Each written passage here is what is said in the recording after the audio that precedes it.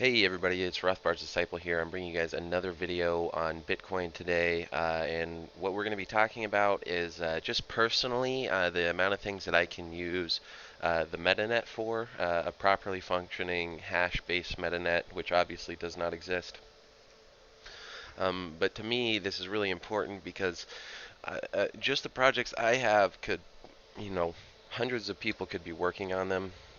By definition, the way hash-based copyleft licensing works is it's generally more amateurs that do this, and then once you would make it big, you might switch to a different type of licensing to a certain extent. So a lot of these people who would be working wouldn't necessarily be working for money unless the project took off.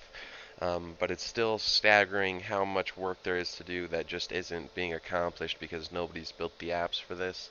Um, so as you guys know, I write a lot of movie and TV scripts, and one of them is a project designed specifically for Bitcoin and for the metanet, for a hash-based metanet. And so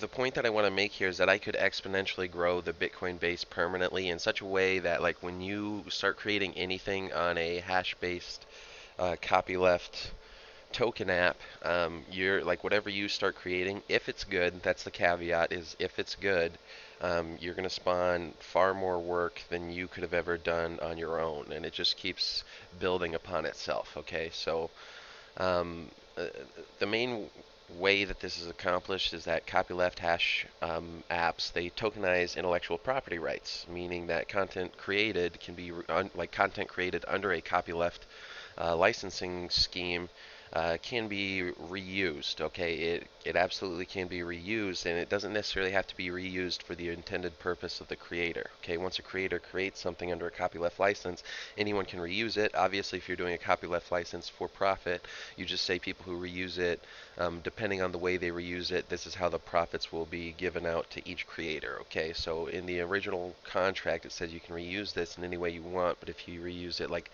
let's say you create a song. If you create a song, you can say, hey, you can remake my song. Like maybe if it's a hard rock band has a song, maybe somebody wants to do an acoustic version of the song, they can do it, and the contract would just state here's the percentage ownership that goes to the original creator, and here's a percentage ownership that goes to the person remaking the song. Okay, and so everything gets reused, and that's really a big point because under current copyright licensing, it's very restrictive and it's not easy to reuse things. You can get into a lot of trouble. You can go to prison. Most people don't want to risk that. Okay, and so um, one of the important things about copyleft licensing agreements is that unlike traditional digital contract work, there is no winner takes all effect. So in normal copyright contracting for digital content, it's just whoever gets the contract, they're the only person who gets the work. So like let's say I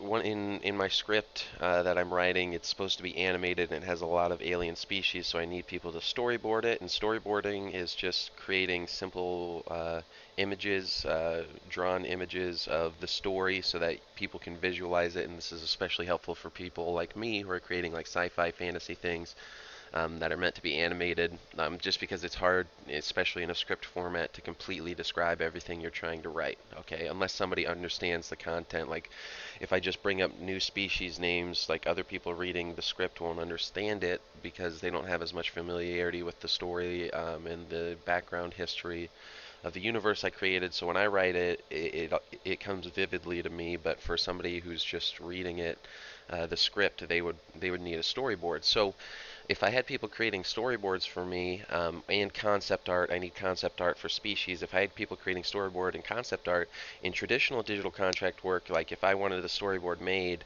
I would pick one person, and that would be the person who creates my storyboards. So this creates a risk for both me and the person who I'm working with. The risk for me is, what if maybe they're good at the beginning, but maybe later on they suck, and so that I don't want to use their work anymore.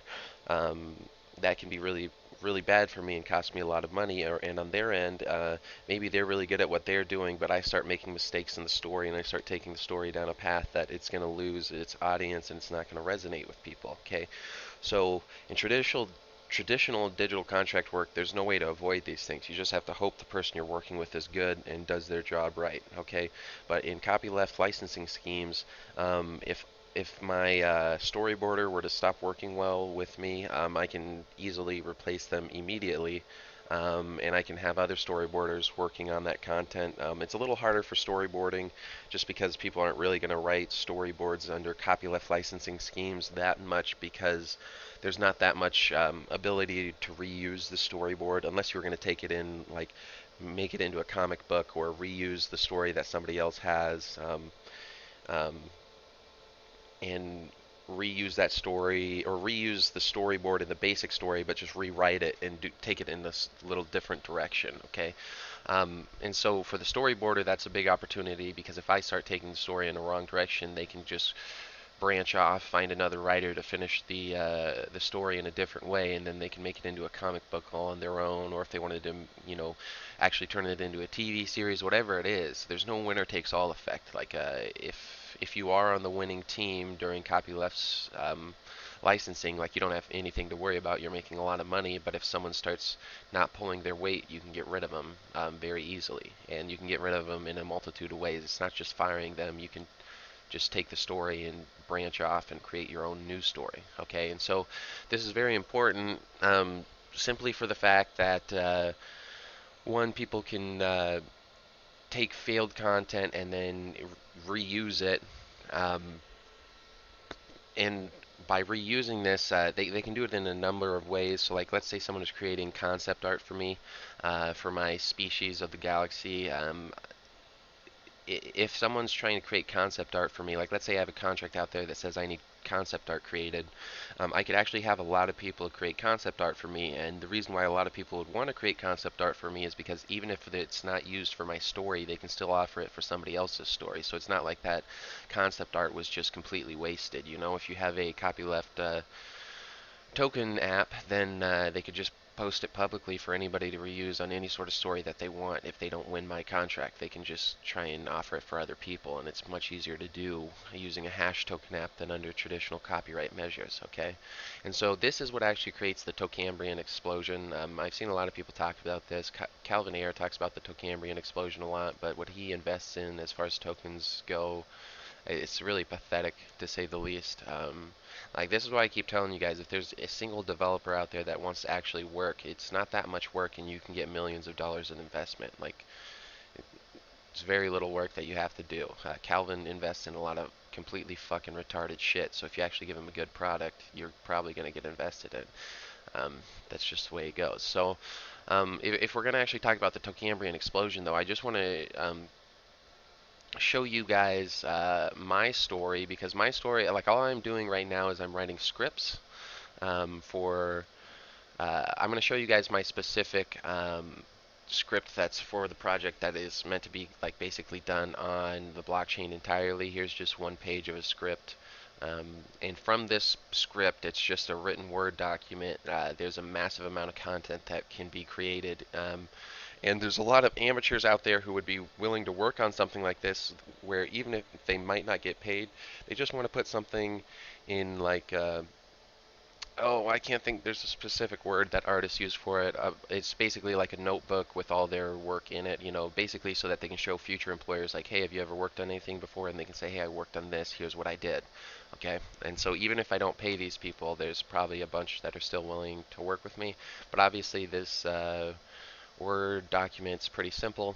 But if you go from just that Word document, um, like I said before, I need storyboarding panels, and what you guys don't know is the cost of a storyboarding panel is $25 per panel. It's about $100 per page. There's 4 panels per page, and so where this gets really interesting is how you can work globally in places and with people that are kind of low income, so long as they have access to the internet.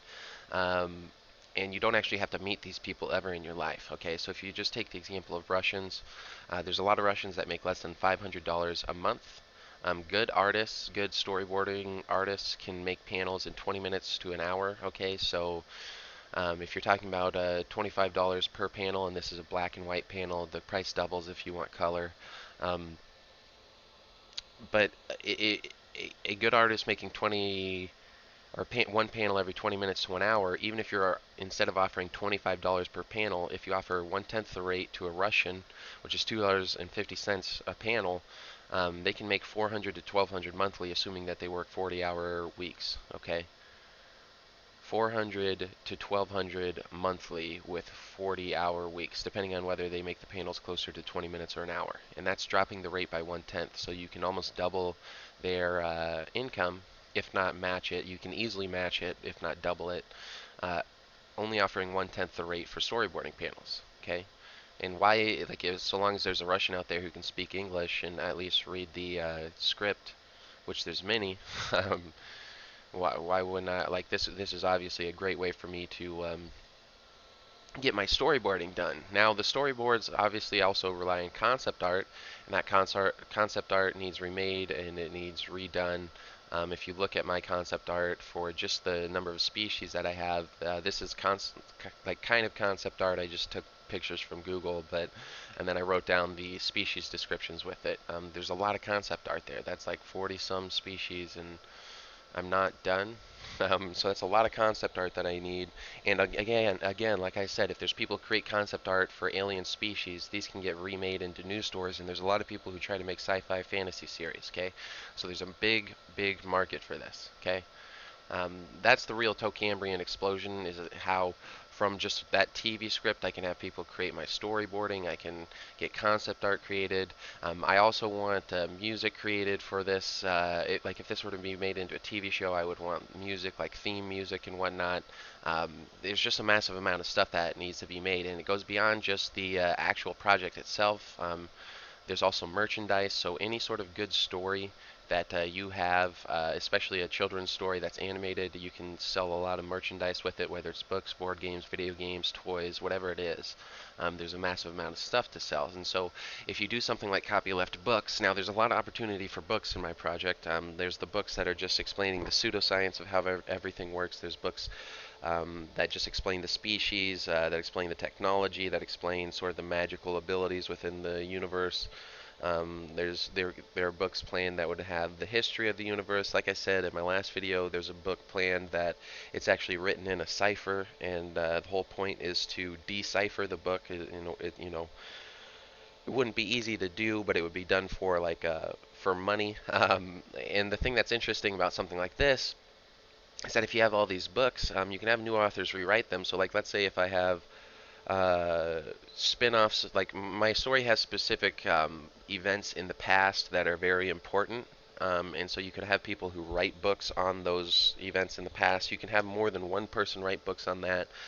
They can each have their own version of what happened during that historical moment. It doesn't really matter. Whatever the book is covering, whatever topic it covers, copyleft licensing allows people to rewrite the book for profit, do their own spin-offs. Even if you're talking about my script itself, people can spin off my actual script. So maybe they like my script up to like season 3, and I think it's going to be like a 4 to 6 season television show. Just kind of depends, but maybe they like it up to season 3, but they don't like season 4, so maybe they keep my work until season 3 and then they create their own season 4. It doesn't matter what it is. You can rewrite everything using copyleft licensing. And so whatever you create, whatever story you create, there's going to be 10 times that created.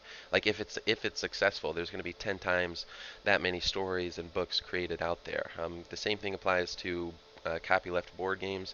I've shown you guys I call it a board game, but it really needs to be made into a video game. So if you look at it, this is just a picture of one of the characters. It's 3 pages per sub-character. There's 3 sub-characters per race or whatever, and I think I've got like 10 to 12 races worth of warriors right now, so I've got like 36 of these, and this is only one of the 3 pages that belongs to this one character, this one warrior out of the 36, but I've got all this information here. I mean, as you can see, there's a bunch of different mechanics within how this works, like how the attack cards work, how the defense cards work, how damage works, how movement works, the fact that characters can jump, the width of the character, the range of their weaponry, whatever it is, their health. There's a lot of stuff going on here. And these can all be remade into other board games or other video games, and you can use these concepts, and you can legitimately just copy them outright, and you can do so for a profit. If you're talking about concept or taking somebody's rule set or mechanics into a new game, obviously it depends on how different the game is from the original game that it borrows the ideas from. Um, but the person making the second game, if they have a very original idea, and let's say maybe they just keep the same type of mechanics and rule set from the original board game, they wouldn't have to pay the original creator that much. I don't know what the going stand like I don't know what the industry standard is for what the percentage would be that you would have to pay the person who creates the original rule set or mechanics. But it doesn't necessarily have to be super high. Obviously, if they're basically doing an exact, like let's say if someone took my idea for my board game or video game, whatever it gets created into, and maybe they like everything about it except they make slight differences to like the damage or effects of different cards, um, then obviously I would potentially be entitled to more profit on my end because they haven't done much to change the idea. But if they're, if they're just keeping like the rule set, like how the characters move and whatnot, and they're completely creating a new game with new characters and new cards, um, obviously they're owed much more of the profit from their creation. Okay, but it allows for reuse of concepts in really interesting ways. The same applies for video games. You can allow the reuse of all game software on other games. I brought this up the other day with RuneScape. It's a very popular MMO. I used to play it a lot. And one thing I've always wanted to do with my story is to create a version, like an MMO like RuneScape for it, because there were a lot of mistakes that the developers made in the game of RuneScape, and I wanted to fix them and then use it for my own story. You know what I mean? And what's really important about this is that, again, with one book, you're not just going to create that one book, you're going to create 10 more because people are going to try and do new things, spin off your book, rewrite your book, whatever it is. The same is true of board games and of video games. There's going to be multiple creations from your original creation. This doesn't mean that every creation is going to be popular. Generally speaking, you might have one or two of those 10 that is actually popular and, makes money. Um, Assuming obviously that the original one makes money, you might have one copy that makes money or one or two, but that's about it. But there's going to be a lot of creation because of this, okay? And where it gets really important is that it's the aspiring creator who benefits most from these copyleft licenses. If you look at something like Game of Thrones, which the last season was utter crap. It was literally the worst thing I've ever watched in my life. Anyone else could have rewritten that, and there's actually a lot of people, if you go on things like YouTube, who had very interesting sort of theories on how the book would end and how all the storylines and whatnot would be tied together. Those people could have written stories. They could have, maybe just written their own book. It doesn't really matter. And if it was a copyleft license, they would be allowed to. But instead, we have all this creativity that is stifled and just sits there and nobody uses. And we're stuck with this shitty version of Game of Thrones, and that's that. You know what I mean? And so if you really want the Tokambrian Explosion, and if you really want an explosion of merchandise, you need copyleft licensing hash token apps. Okay, and again, I said this before, if you're trying to do these things on Craig Wright's MetaNet, the costs are fucking insane. They are millions of dollars in token or in transaction fees per project. Okay, you can't fucking do it. You absolutely can't do it.